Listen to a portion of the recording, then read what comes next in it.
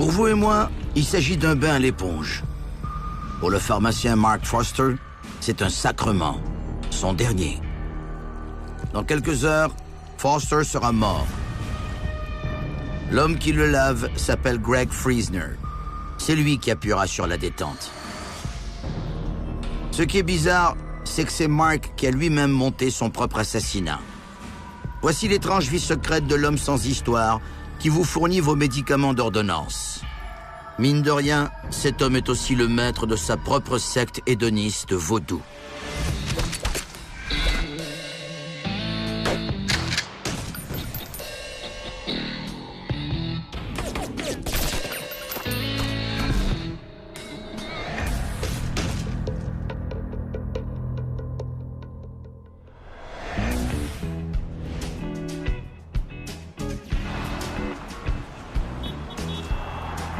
À l'instar de plusieurs histoires étranges, celle de Mark Foster débute dans un endroit ordinaire, Minneapolis, au Minnesota.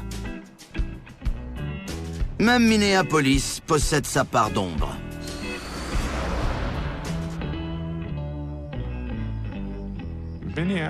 Minneapolis est en général une ville très recommandable. Toutefois, on ne sait jamais sur quoi on va tomber dans ces ruelles. Un restaurant de malbouffe ou une secte vaudou.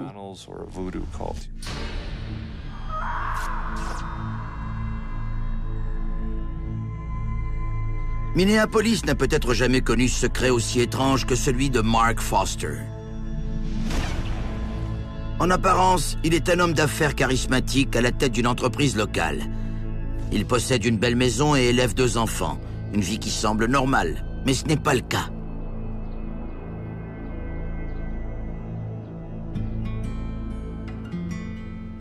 Mon père était un vrai phénomène. On rencontre peu de gens comme lui.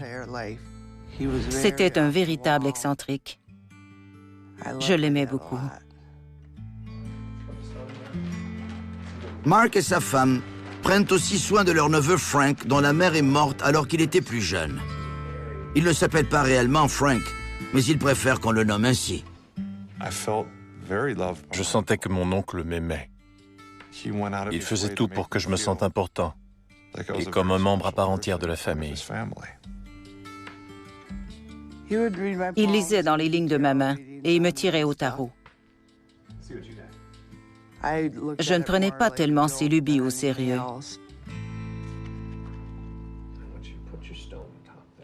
Les Foster cadrent bien avec leur quartier rempli de bons croyants et de gens rangés. Ils fréquentent l'église adventiste du 7e jour de leur quartier. Mais Mark Foster ne trouve pas réponse à toutes ces questions à l'église. Le monde spirituel le fascine.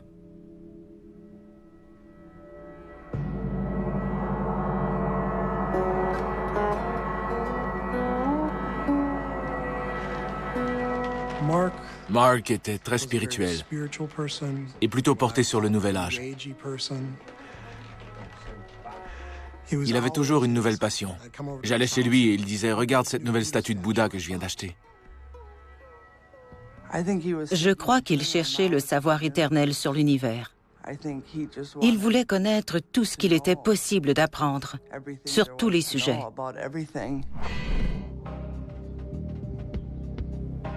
Mark Foster mord dans la vie à belles dents. Sa curiosité à l'égard du monde est insatiable. Il voulait tout savoir et tout essayer. Par exemple, un jour, il s'est entiché de pêche à la mouche. Il a donc acheté de l'équipement valant des milliers de dollars. Sa passion a duré environ 2 semaines, puis il en a eu assez. Il a entreposé tout son attirail. Je crois que Mark avait le cœur jeune. Il était un petit garçon à l'intérieur. Son attitude était toujours « Ce sera fantastique, ce sera génial ». La soif de connaissance de Mark Foster lui est utile. Elle lui permet de quitter sa petite ville du Wisconsin pour joindre les forces aériennes. Elle lui permet d'obtenir son diplôme de pharmacien et un bon emploi en ville. Sa curiosité lui ouvre beaucoup de portes.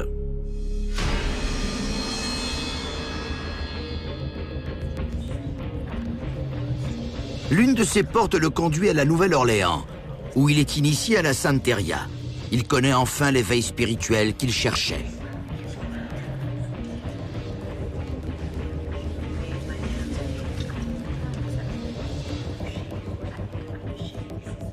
La Santeria est la version cubaine du vaudou. Les adeptes de la Santeria croient que la frontière entre le monde des esprits et le nôtre se franchit aisément. Mais ne vous méprenez pas. De nombreuses raisons justifient de parler aux esprits. Les dieux et les esprits de la Santeria vous veulent du bien. Ils peuvent vous aider à obtenir ce que vous voulez. Mon oncle voyait la Santeria comme un outil, comme un moyen d'affermir le pouvoir qui lui permettrait d'influencer les autres. Il y croyait avec toute la force de son esprit et de son cœur. La mythologie de la Santeria compte une douzaine de dieux et d'innombrables esprits ancestraux. La première étape consiste à trouver son propre orisha, soit le dieu dont on doit suivre l'exemple.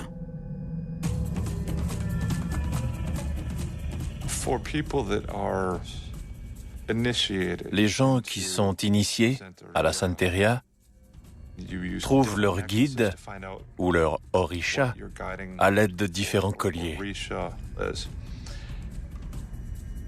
Mon oncle était lié à Eshu, le joueur de tours.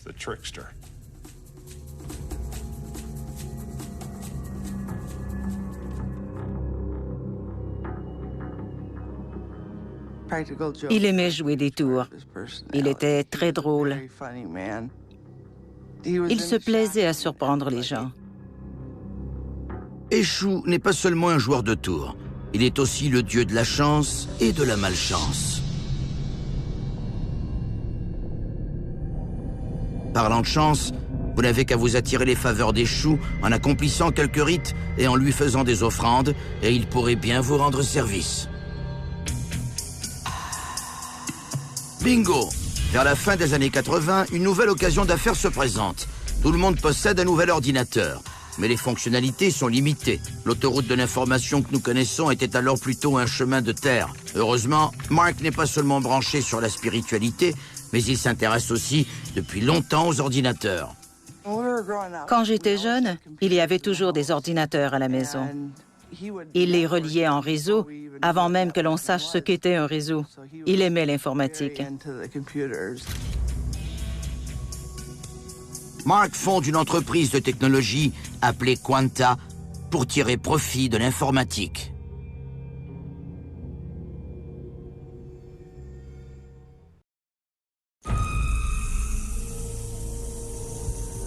La vie de Mark Foster prendra bientôt fin. Son disciple en chef, Greg, l'assassinera, tandis que le neveu de Mark, Frank, l'assistera. Il avait décidé que le temps de mourir était venu. Mais il ne voulait pas s'enlever la vie. Il voulait que quelqu'un le fasse pour lui.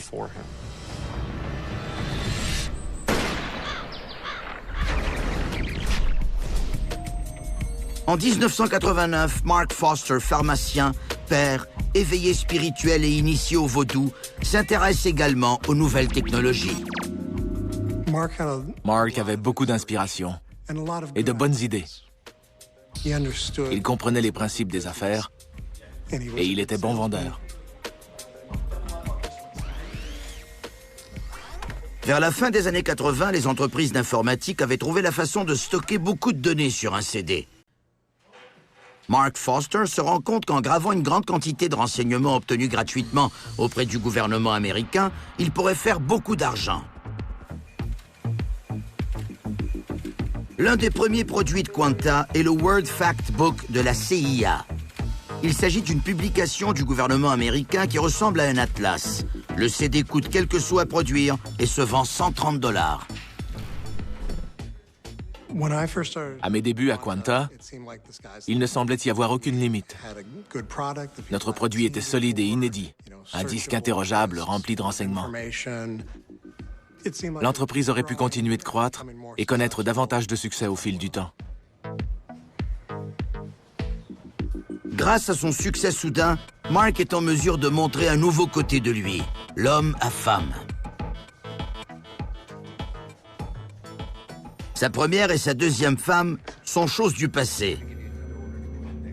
Il trouve la troisième dans son service de graphisme.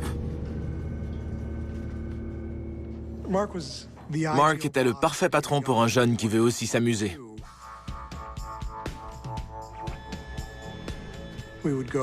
On allait parfois au cinéma. Fermons pour la journée et allons voir un film.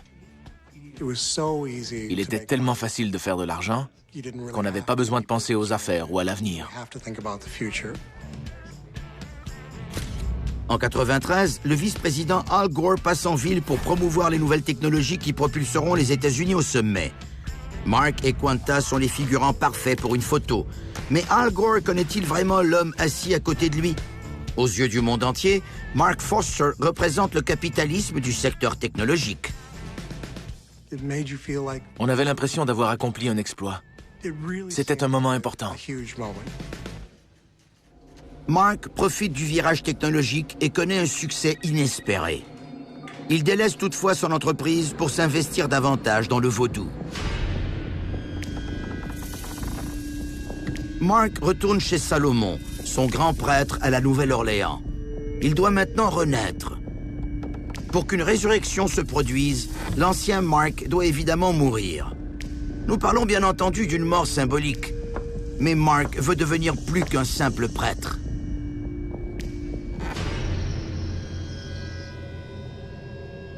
Pourquoi? Eh bien, il souhaite par-dessus tout être un maître spirituel. Dans le culte vaudou, il existe une façon simple d'y arriver. Il faut tuer le prêtre qui nous a initiés. Encore une fois, il s'agit d'un rite symbolique.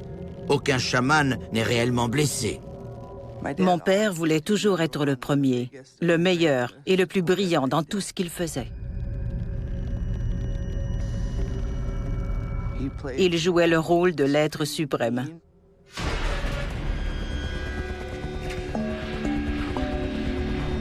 Que serait un maître sans disciple? De retour à Minneapolis, Mark organise le recrutement. Il se rend à la librairie Magus, que fréquentent les spirites et les adeptes des sciences occultes. Il y rencontre Greg Friesner, 24 ans, un autre adepte. Friesner arrive tout juste de Blooming Prairie, au Minnesota, où sa mère Jackie l'a élevé.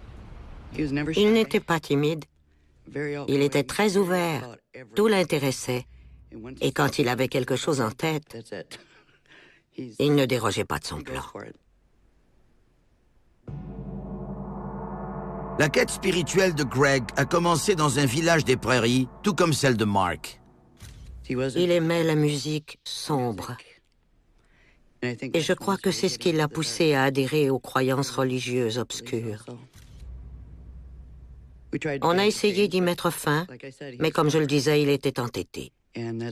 On s'est disputé et il est parti pour Minneapolis.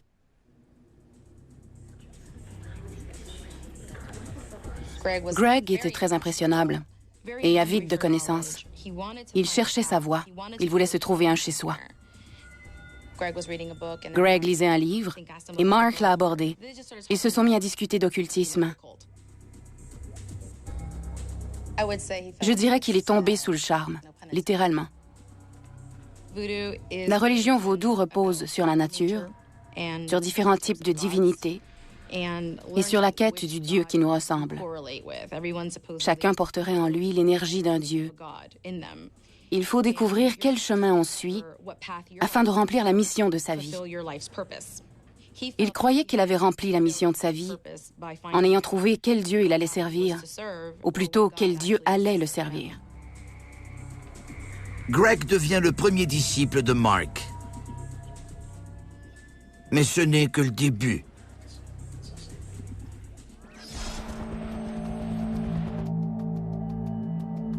Mark rassemble un nombre grandissant d'initiés. Il n'y a rien d'innocent à ce que la majorité d'entre elles soient de jolies jeunes femmes. Mon oncle était éloquent et aurait pu convaincre n'importe qui de n'importe quoi.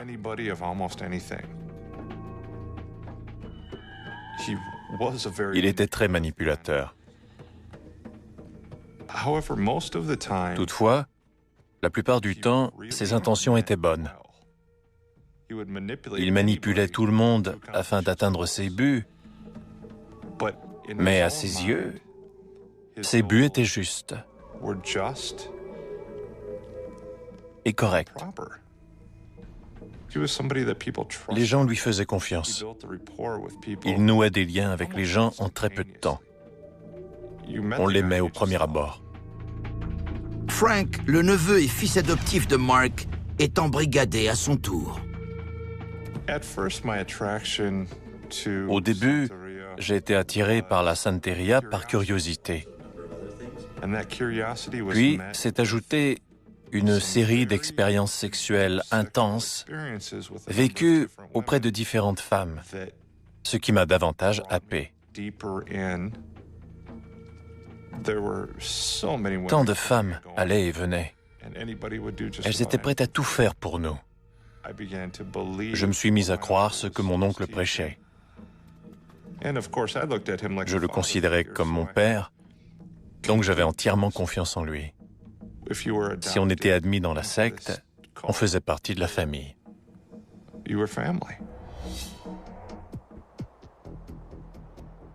Mark Foster, le seul Américain à être grand prêtre vaudou et PDG d'une entreprise importante, s'enrichit chaque jour.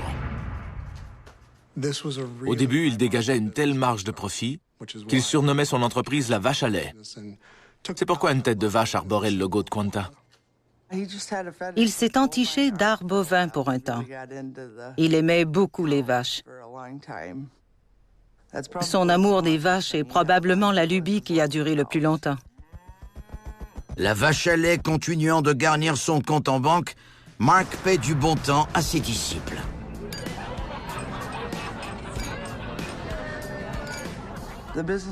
Son entreprise prospérait. Alors il comblait sa famille et ses amis. Il aimait les limousines. Presque chaque week-end, il conduisait ses amis partout en limousine. Mon père était très généreux. Plus il s'enrichissait, plus il donnait.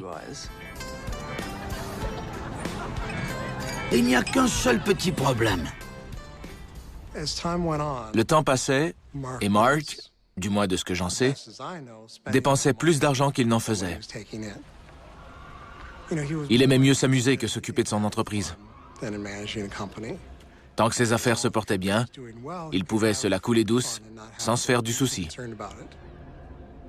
Mais des concurrents ont percé dans l'industrie, alors il devenait plus difficile de s'en tirer. Un jour, on s'est rendu compte qu'on devait s'ajuster sur tous les plans. Notre manuel technique n'était plus à jour. Le lendemain, c'était autre chose. On faisait tout à la hâte, sans qu'une vision ou un plan ait été défini. Mark danse sur la corde raide, tandis que son équilibre financier chancelle.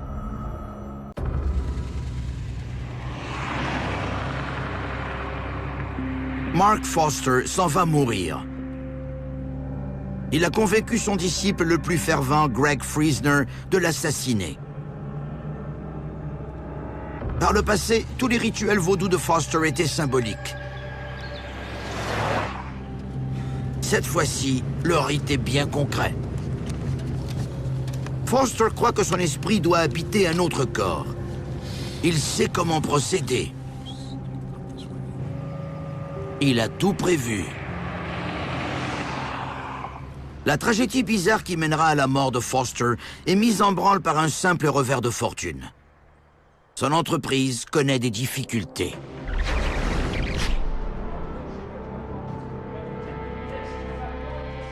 Les CD-ROM s'améliorent sans cesse, mais Quanta resserre les mêmes vieilles technologies. Mark s'est mis à crier contre nous, parce que tout était désorganisé, parce qu'il voulait qu'on revoie nos priorités. En fait, il s'emportait pour un oui ou pour un non.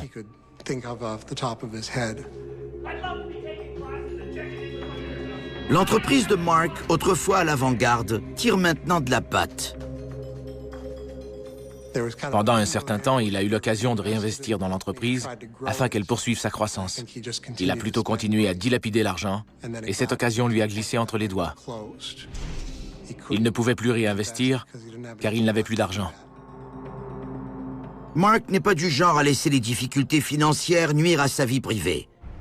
Il découvre une forme de mysticisme indien appelé tantrisme. Une branche du tantrisme veut que les mystères de l'univers puissent être explorés par le sexe.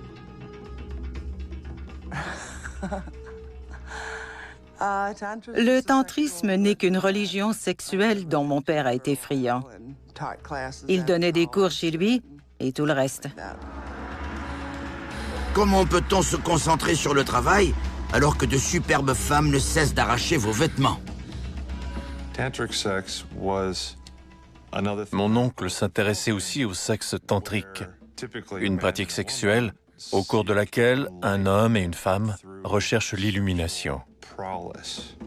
Il est possible de trouver le bonheur et l'amour pur par ce procédé spirituel.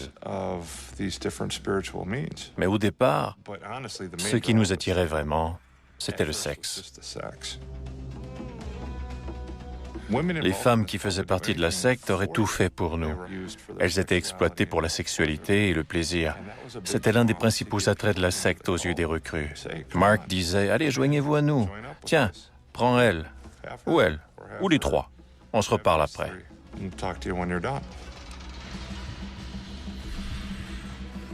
Ces femmes avaient peu d'estime de soi et elles se sentaient maintenant acceptées. Elles se sentaient aimées et mon oncle se servait de ce sentiment pour qu'elles fassent ce qu'il voulait.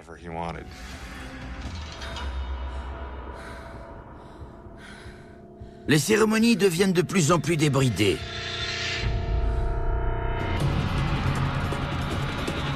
Les instruments s'en trouvent plus déshonorés, mais les jeunes hédonistes comme Frank en ressortent repus. Les tambours roulaient. Nous étions en train de danser alors que tout mon corps est entré en transe. J'étais conscient de ce qui se passait, mais je n'étais pas entièrement lucide. Quand j'ai repris mes esprits, j'étais entièrement nu, tout comme les deux femmes à mes côtés. On était dans un autre état d'esprit. Je savais que j'avais eu une relation sexuelle avec ces deux femmes.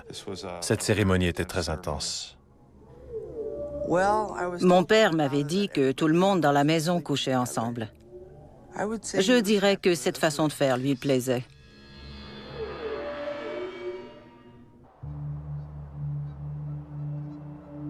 À présent, Quanta, l'entreprise de Mark, se trouve à des lieues du modèle d'innovation qu'Al Gore avait salué. Tout le monde l'a quitté, sauf Foster lui-même. Il doit encore 30 000 $ à James Lambert en arriéré de salaire. Il s'efforçait de tout faire lui-même. Il envoyait les commandes par service de messagerie et répondait au téléphone. Il était évident que la situation pesait lourd sur ses épaules. Il avait du mal à l'accepter. Il n'avait plus de plaisir. Pendant longtemps, il ne s'était voué qu'à s'amuser et à donner aux autres, en balayant du revers de la main ses responsabilités et ses problèmes. Il devait désormais en payer le prix. Toutes ces factures à acquitter et ces signes de dollars lui signifiaient qu'il avait raté son coup.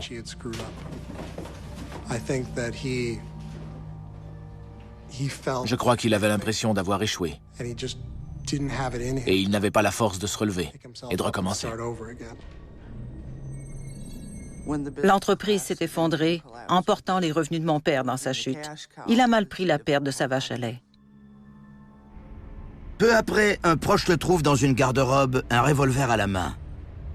Il est hospitalisé pour cause de dépression. À son congé de l'hôpital, Mark Foster n'a plus un sou. Il loue un petit appartement dans un coin pauvre de la ville. Il se remarie encore une fois, cette fois-ci avec Sarah, qui, croyez-le ou non, est la sœur de sa troisième femme. Sarah a un enfant dont un ex hostile lui dispute la garde. Mark croit que les esprits vaudous pourront aider Sarah à obtenir la garde de son enfant. Il envoie un groupe de disciples dans un cimetière pour jeter des sorts. Greg et moi devions intervenir d'une façon magique.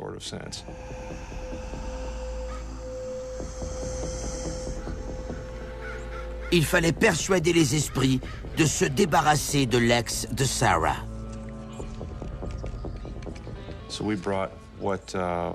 Nous avions emmené dans le cimetière ce qu'on pourrait appeler des instruments, soit des personnes que nous pouvions utiliser sans subir de conséquences. Nous avons accompli sur une tombe une cérémonie rituelle comprenant un sacrifice.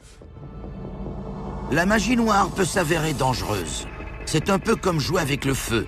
Les esprits maléfiques peuvent se retourner contre ceux qui les ont appelés. Voilà pourquoi il vaut mieux faire le sale boulot par quelqu'un d'autre. Et ce sont 3 initiés qui l'ont fait pour nous. C'était de la manipulation pure.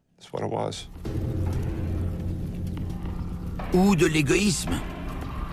De l'égoïsme doublé de méchanceté.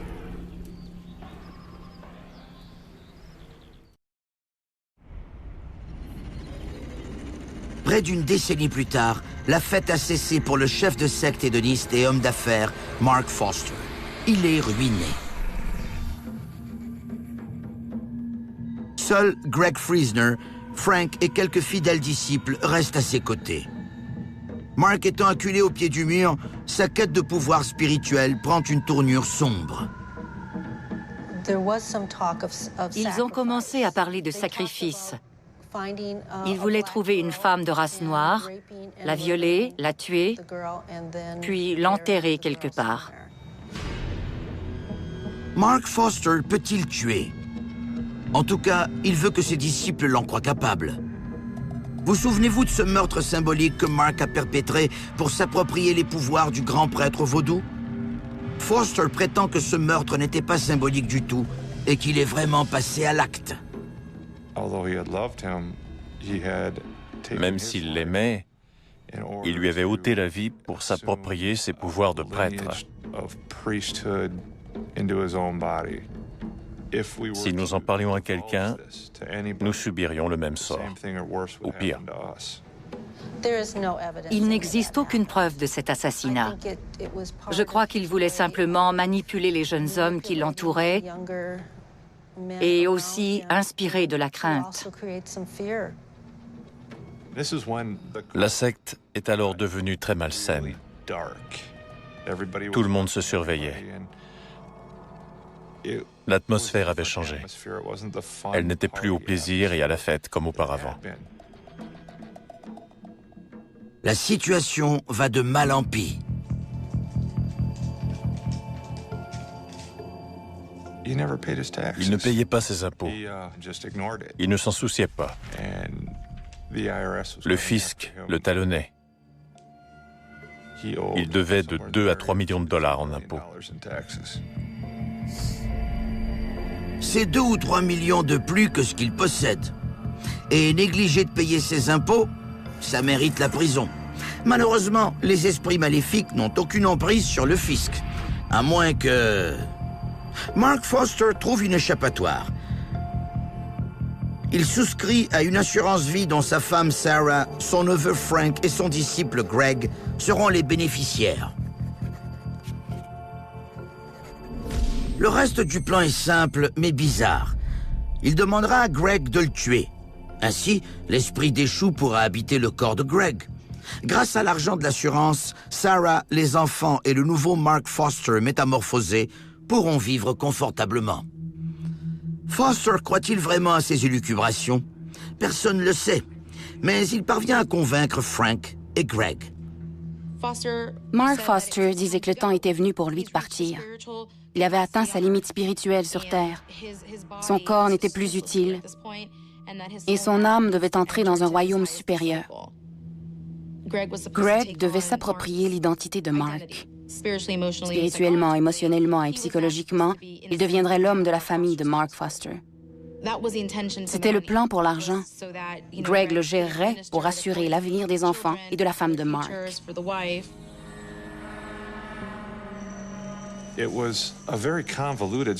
C'était une histoire à dormir debout, mais mon oncle a su la rendre convaincante Et nous l'avons tous cru. Sincèrement. On pensait que c'était la façon morale d'agir. Je ne comprends pas pourquoi il s'est laissé entraîner là-dedans. C'est pourtant ridicule de croire qu'on héritera de l'âme d'un autre. C'est trop bizarre pour moi.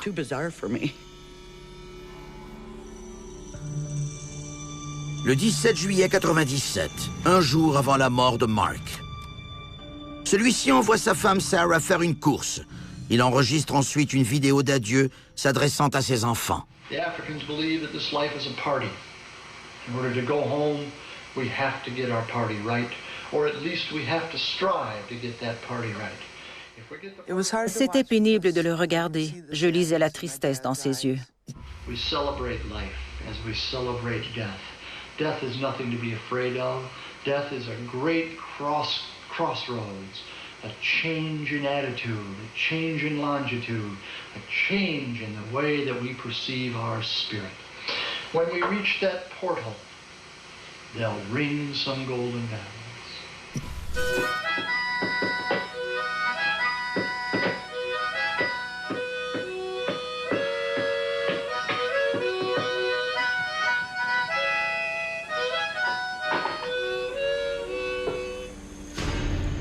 Il était dépressif.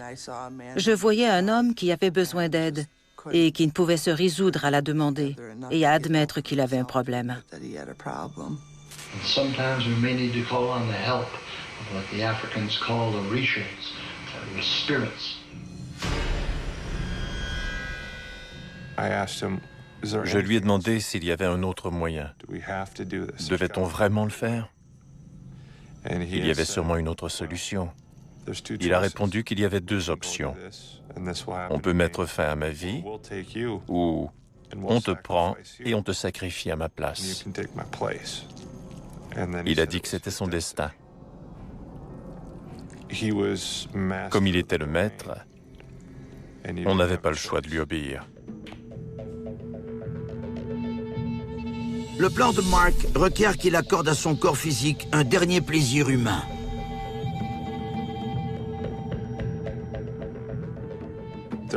Une femme est venue. C'était l'instrument qu'il devait utiliser avant que nous mettions le projet en branle.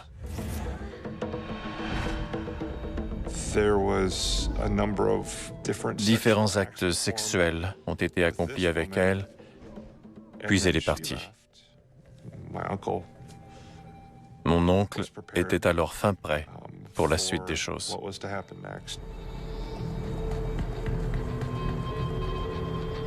Le lendemain, Mark Foster et ses deux loyaux disciples s'en vont à la rencontre de leur destin.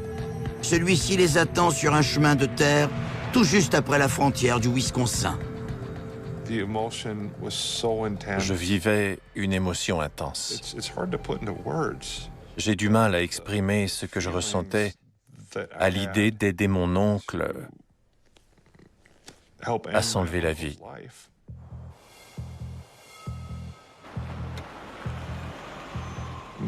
Mon oncle et Greg sont sortis de la voiture.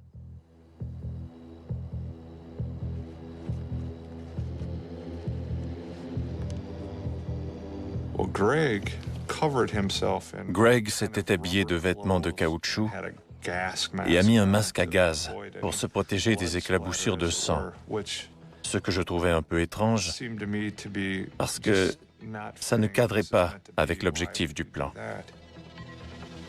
Mon oncle a pris sa carabine de calibre 44, l'a armée, l'a tendue à Greg, puis a pointé le canon sur sa poitrine. Il a hoché la tête. Greg a appuyé sur la détente, mais le coup n'est pas parti. Mark Foster était un joueur de tours. Il aimait tromper les gens. Il avait déjà mis le courage de Greg à l'épreuve. Je crois donc que Greg pensait qu'il s'agissait d'un autre de ses tests. Mon oncle a pris le fusil, s'est assuré que la balle était dans la chambre, puis l'a redonnée à Greg.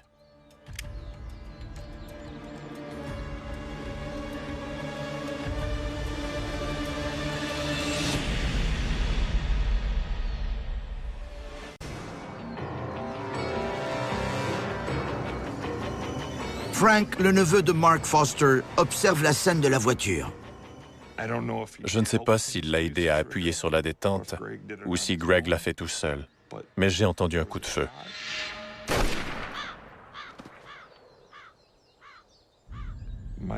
Mon oncle est tombé. Il était mort.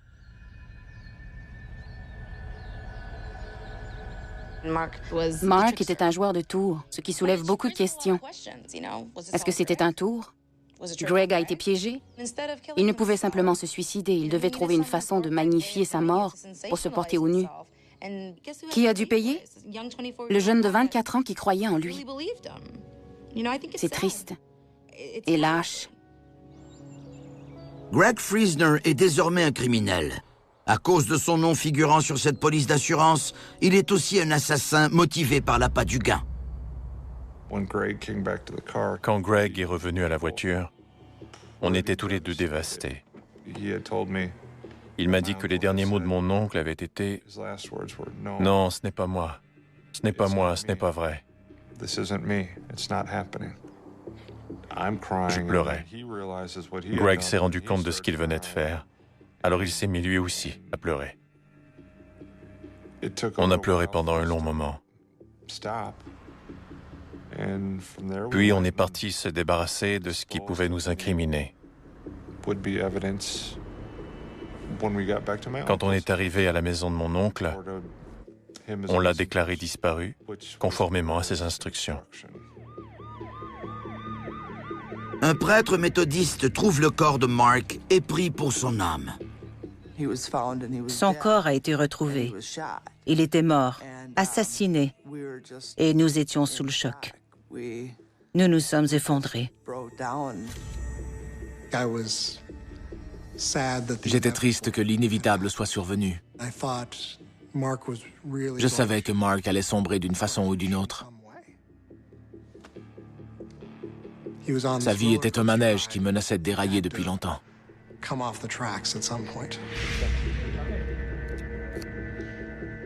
Mark Foster a encore un tour dans son sac, sa dernière manigance. Lors de l'autopsie, ils ont trouvé dans son soulier un bout de papier sur lequel étaient écrits les noms de 2 hommes. L'un de ces hommes est l'ex de Sarah, celui qui réclame la garde de son enfant. Mark voulait l'incriminer pour son meurtre. C'était une fausse piste. Après quelques jours, les enquêteurs se sont rendus compte que cette piste camouflait une histoire encore plus bizarre. Mark Foster, le joueur de tours, avait laissé différents faux indices pour dérouter les policiers. Leur confusion ne dure toutefois pas longtemps. Les enquêteurs ont mis la main sur la vidéo d'adieu de Foster et sur sa police d'assurance. Ils sentent que quelque chose de louche se trame.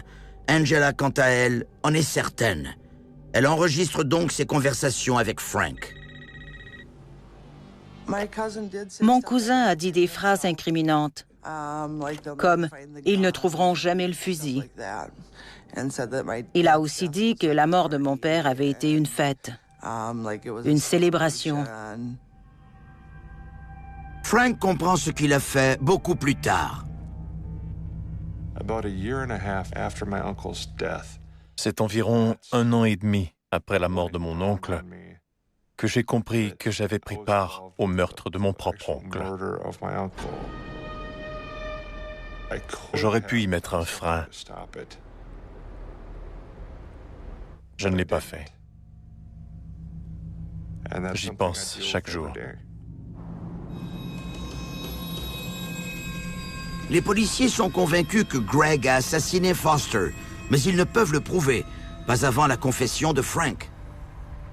Je voulais soulager ma conscience. Et j'avais l'impression que je ne pouvais refaire ma vie qu'en disant la vérité. J'ai avoué. Il était temps que la vérité sorte. Greg Friesner plaide coupable à l'accusation du meurtre au second degré. Sa sentence est de 20 ans. Frank avoue avoir été son complice. Il est condamné à 3 ans de prison. Greg a dit « Je savais que ça arriverait. Ça fait partie de mon destin. Je suis prêt à le vivre. » Il assume ce qu'il a fait. Il croit que c'était correct, qu'il a fait ce qu'il devait faire. Encore aujourd'hui, il a beaucoup de respect pour Mark Foster. Il le considère comme un homme fantastique. J'ai dit à Greg, « À quoi pensais-tu? Pourquoi as-tu fait ça? » Il n'a pas répondu.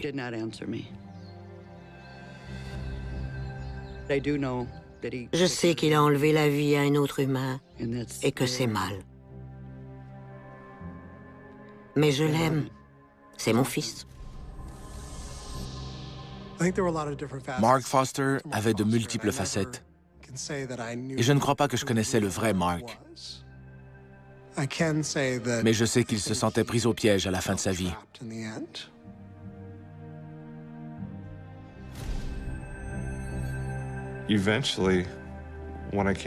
Quand j'ai finalement affronté la réalité, j'ai eu l'impression d'avoir été abusé par quelqu'un que je considérais comme mon père. Malgré tout, j'aime encore cet homme et j'espère qu'il a trouvé la paix. Voilà qui révèle l'ampleur du charisme et du charme de Mark Foster. Les deux personnes qui ont été frappées le plus durement par sa quête spirituelle l'aiment toujours. Eshu, le dieu de Mark Foster, a la réputation de conduire ses disciples sur le mauvais chemin. Mais il ne faut pas blâmer Eshu, puisqu'il est aussi le dieu du libre arbitre. Mark Foster a fait son choix et il a creusé sa propre tombe. J'ai pardonné à mon cousin parce que je sais que mon père a joué un rôle dans sa propre mort. Je sais aussi que mon cousin aimait mon père et qu'il aurait tout fait pour lui.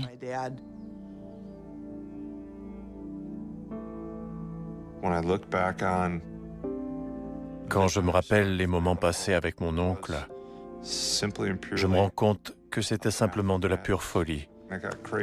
La folie a empiré sans cesse jusqu'à ce qu'elle prenne fin. Du moins pour certains d'entre nous.